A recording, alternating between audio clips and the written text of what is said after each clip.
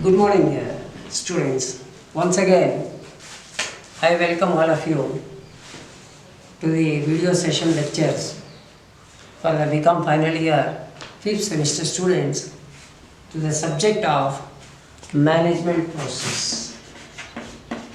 To the subject of management process. We are in the 4th unit of this particular subject.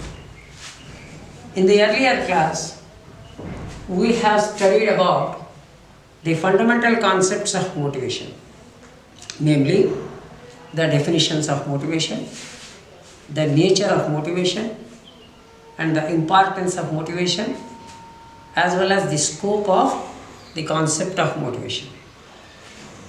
Today, we will go for the overall brief knowledge of some of the theories prescribed in your syllabus in the unit 4 under the motivation concept. You have in your syllabus only two theories, namely Maslow's need hierarchy theory and Hertzberg two-factor theory. These two are only in your syllabus as prescribed. Even then, I will go for an overall view of the theories of motivation to the maximum possible extent. But major emphasis is on our two prescribed theories, Abraham Maslow's need hierarchy theory and the Hertzberg's two-factor theory. Right? Now, before going to the theories of motivation, the basic question comes here. Not only in management, wherever in any subject, why there is a need for the learning of the theories in that particular context or subject or topic. The basic question here is the in-depth knowledge or the peripheral environment in which the subject is designated to make a person's overall awareness level increase is going to be heightened with the help of a thorough reference of the various theories propounded by various theories and the eminent personalities in such subjects, in such content areas and specific domains. Because of that, what happens is, we do not confine ourselves with the narrow-mindedness and make ourselves with a broad-mindedness to have an overall efficacy of the subject, what we learn and can be applied in future course of time. And basically, if you observe, all the theories in all these subjects and domains have been propounded by those eminent personalities after a prolific research, experimentation, as well as observations of those knowledgeable people and those propounders. Henceforth, it is advisable to us to have an overview of all those theories in whatever subject we supposed to deal. For that, in the case of our reference of the subject also, we have some theories of motivation. So basically, the theories of motivation can be categorized under two parts. First one is the content theory and the second one is the process theories. Content theories deals with the content of the particular important aspect, that is what motivates. Basing upon this particular question mark, the content theories will be going to figure out the conceptual knowledge of the theories. What motivates? The reason behind those drives are the innate elements which triggers motivation among the human behavior. The second question, the content of the process theories.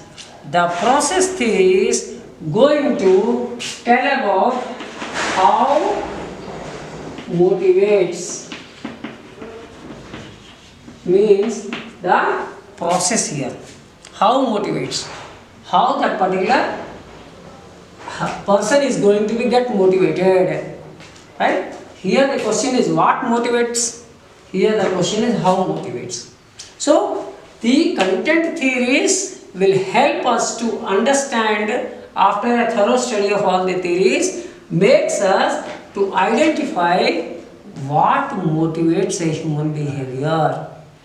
The process theories, after an elaborate study of the theories, will make us to understand how a human behavior is motivated. What process is being engulfed while motivating a human behavior. Means it is process based theories, it is content based theories in a overall way. Now coming to the question, what are the different content based theories? I will be giving a few number of theories here so as to make yourself remember. The first content theory here is the Abraham Maslow's need hierarchy theory, which is propounded in 1943. The second theory is Herzberg's two-factor theory, which is propounded in 1950. The third one is Alfred's ERG theory, which is propounded in 1972. Now coming to the question of the process theories.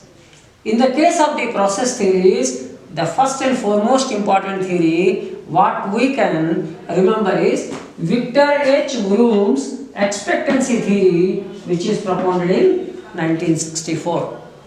The second one is Adams equity theory, which is propounded in 1963. And the third one is Edwin Locke's goal setting theory, which is propounded in the decade of 1960s. This is what we have to remember ourselves. Now coming to the question, what actually the content theories are? These theories focus on those factors which a person will get energizes, directs, sustains and stop a particular unwarranted behavior and makes it convert into a warranted behavior. These theories attempt to determine the specific needs that motivate people, maybe individual needs or maybe organizational needs or the social needs. So keeping into that content, the content theories have been promulgated.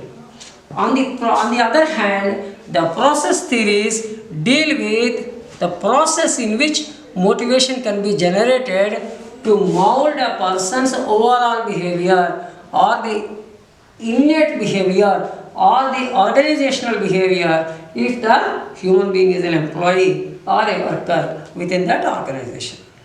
So that's why here it is the process theories rely upon the processes being adopted to make the person get motivated. In the case of the content theories, here what is the identification of a person's required level of motivation if required, then what to be done? That is what described in the content theories, right? Now coming to the question of the content theories explanation, that is what we have in our syllabus, Abraham Maslow's need hierarchy theory, 1943.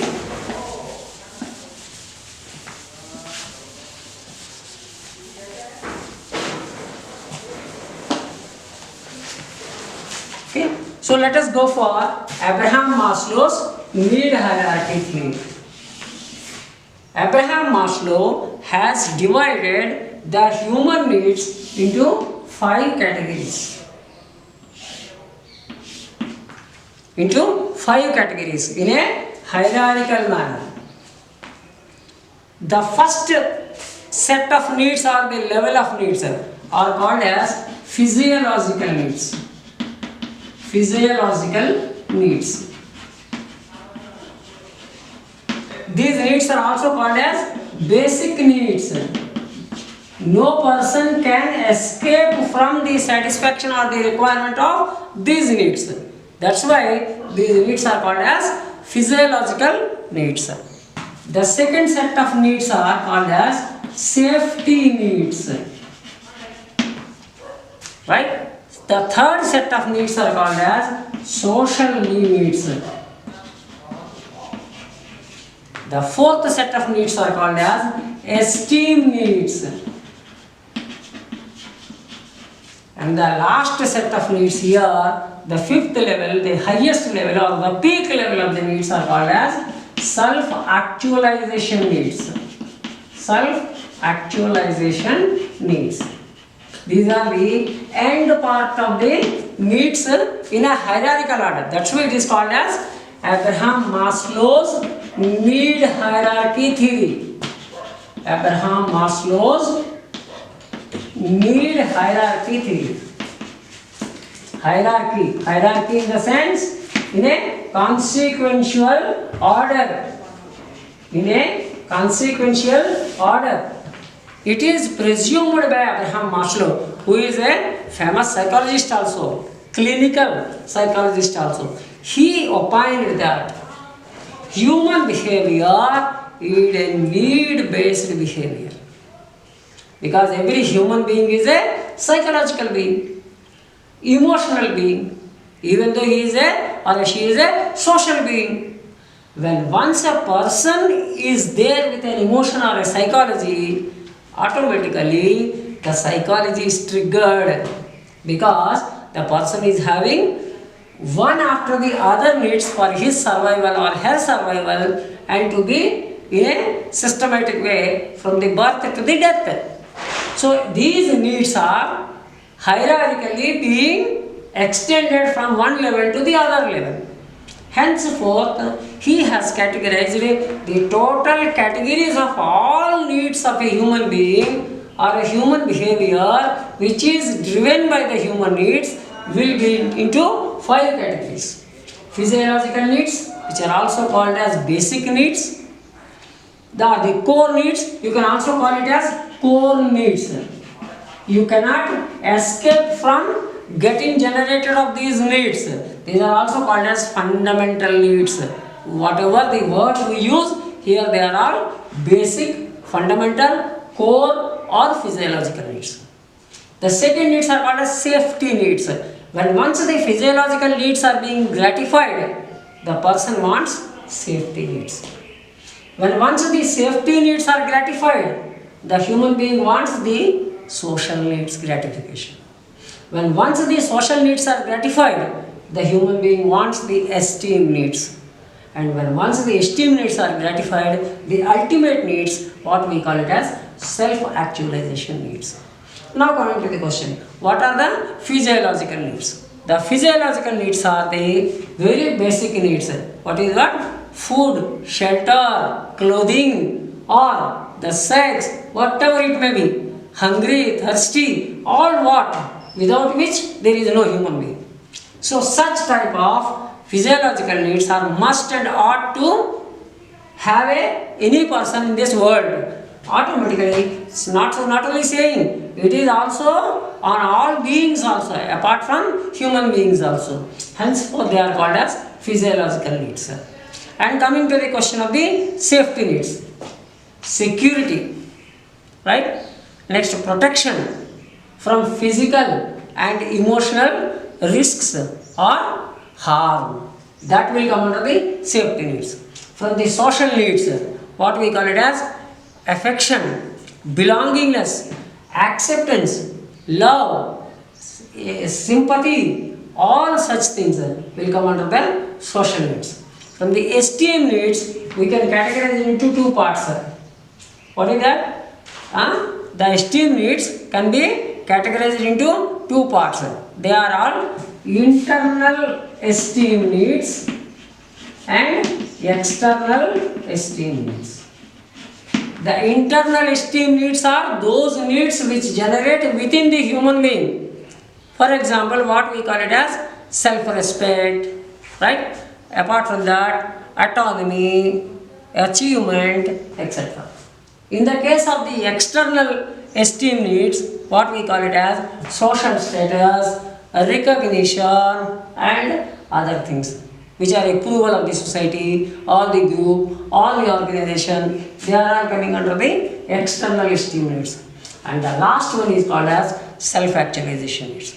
The self-actualization needs will drive a person to become what one is capable of becoming, includes that is growth, achievement according to the requirements and fulfillment of the individual potentiality and to that of the growth and development of or self-sustainability of a person.